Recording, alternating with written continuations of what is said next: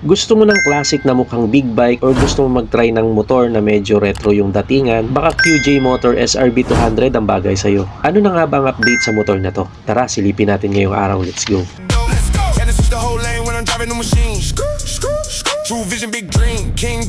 Sa pormahan niya mga boss, akala mo ay talagang big bike pero mid displacement pala. Unang tingin syempre retro, classic, at kung gusto mo talaga na maiba yung motor mo sa kalsada dahil nowadays alam naman natin na halos magkakamukha na yung mga motor sa kalsada at talagang na-dominate ng mga scooter ngayon. Pero kung gusto mong maiba, ibagay sa iyo yung motor na to. Pero yung mga ganyang pormahan or mga dating, i-timeless yan. Kumbaga, iba yung kanyang appeal kasi hindi yan nawawala sa uso syempre. At premium na premium syempre yung kanyang datingan. First appearance niya dito sa harapan, alam mong may ibubuga din talaga pagdating sa pormahan yung motor na to. Tas mahalata mo pa na talagang napaka-komportable niya upuan dahil mababa lang po ang motor na to. So medyo mahaba yung kanyang naked na handlebar. Medyo malapit sa rider. At ang positioning ng ating mga paa naka-forward. So nandito siya sa bandang unahan kapag nakasampa tayo sa motor. Kaya talagang napaka-komportable niya mga boss. Ito yung cruiser bike na perfect kung gusto mo mag-ride sa sobrang busy na kalsada, lalo na dito sa NCR. Hindi ka pagod dito kahit na siya ay manual. 200cc siya na naka 5-speed manual transmission. Iba din ang dating kapag naka-round shape yung side mirror mo, plus yung headlight mo naka-round shape din hanggang dito sa kanyang signal light. Classic na classic talaga, pero modern na ang technology kasi naka-LED na po yan. Dito sa loob, tingnan nyo, may QJ Motor pang nakasulat. LED na rin yung kanyang taillight at syempre yung kanyang signal light. Dito sa kanyang tangke na plain black, merong napakalaking sticker dito na QJ Motor.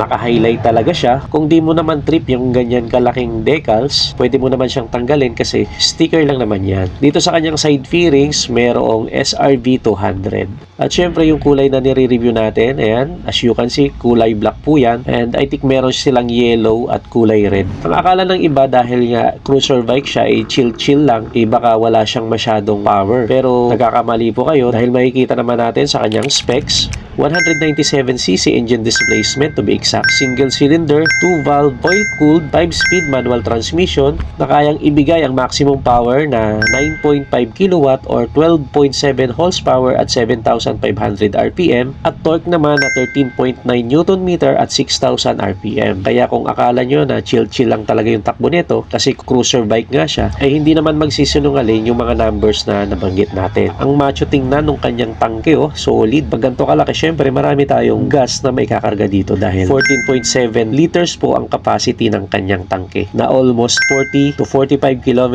per liter naman ang kanyang fuel consumption na depende yan sa ating driving habit, sa bigat ng driver or ng angkas at syempre doon sa road condition. Nasa gilid po pala ang kanyang ignition switch para po sa hindi mga nakakaalam, before dyan talaga located ang susian ng mga classic na mga motor. Naka-round shape din yung kanyang digital panel, bumagay sa kanyang headlight tsaka sa kanyang side mirror. TFT meter po ito, colored na yan, and we have some indicators kagaya ng RPM, gear indicator, engine check, may orasan na din, light indicator, left and right signals indicator, at syempre yung fuel meter at total odometer. Katabi nito dito sa bandang kaliwa meron din po siyang USB na charging port na nilagyan nila ng Type A and Type C, kaya pwede tayong mag-charge dito lalo na kapag sumabak tayo sa mga long ride. So hindi masasayang yung oras natin dahil pwede tayong mag-charge dyan. Metal na rin yung kanyang front fender kaya talagang masisigurado natin na durable to kahit na masagi yan o kaya mabangga, siguradong walang basag or crack na mangyayari. Yan naman yung benefit kapag metal ang ginamit na fender lalo na sa unahan.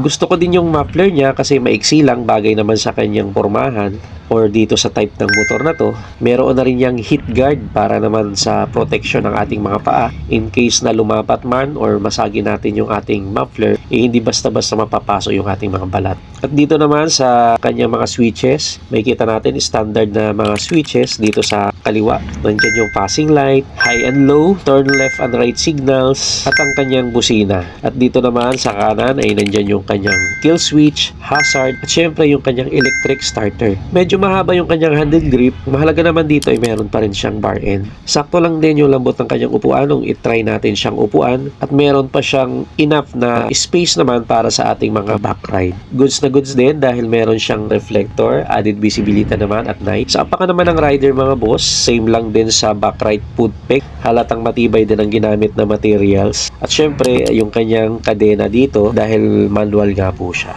Gaya ng sabi ko kanina, manual po ang cruiser bike na to, which is sobrang lakas ng dating. Kumbaga lalaking-lalaki ka kasi tingnan pag di-clutch yung motor mo. But still, may mga babae din na trip ang di-clutch na okay lang din kasi mababa ang motor na to. Isa sa mga dahilan kaya hindi mahihirapan ang magmamaneho or kahit medyo mababa po ang magmamaneho dahil kayang-kaya nating dalhin yung motor na to. Isang mahalagang factor din pagka abot mo yung sahig kapag nakasampa ka sa motor. Syempre, iwas tumba. Sa dimension niya mga boss, 2,127mm yung kanyang length, 806mm yung kanyang width, at 1,076mm naman yung kanyang height. Sa wheelbase niya, 1,443mm naman at sobrang taas ng kanyang ground clearance kaya hindi sasayad to sa malulubak na kalsada at matataas na humps. 140mm kasi yung kanyang ground clearance. At sa seat height naman ng motor na to, mababa lang talaga siya dahil 720mm lang. Pasok na pasok to kahit sa mga 5 flat. For reference mga boss, 5'6 po ang height ko. Kaya ayan, as you can see, walang kahirap-hirap na nadadala ko talaga siya ng maayos. At yun nga po, yung benefit kapag mababa ang seat height, syempre, maalayan mo siya ng maayos. Madadala mo ng maayos yung motor na to,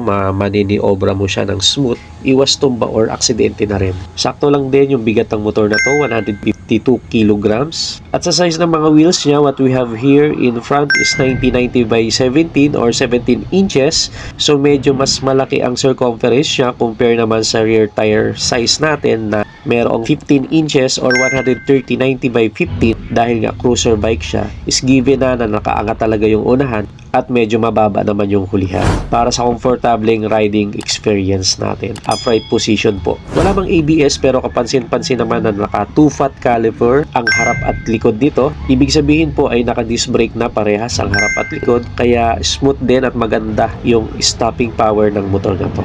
Expected natin na goods din yung laro ng kanyang mga suspension dahil naka-standard telescopic fork po dito sa unahan at telescopic coil spring oil dump naman dito sa likuran. Di baso na kumbaga. Kaya siguradong hindi natin iindahin dito yung mga lubak-lubak na kalsada na meron tayo dito sa Pinas. Ang tanong, magkano nga ba ang stylish, sleek na cruiser bike na to? Ngayong taon ay may SRP siya na 109,800. At syempre naman, available yan dito sa may LGM Motorcycles Antipolo. So sa inyong palagay, sulit pa rin ba ang QJ Motor SRB 200 ngayong taon? Comment nyo nga sa ibaba.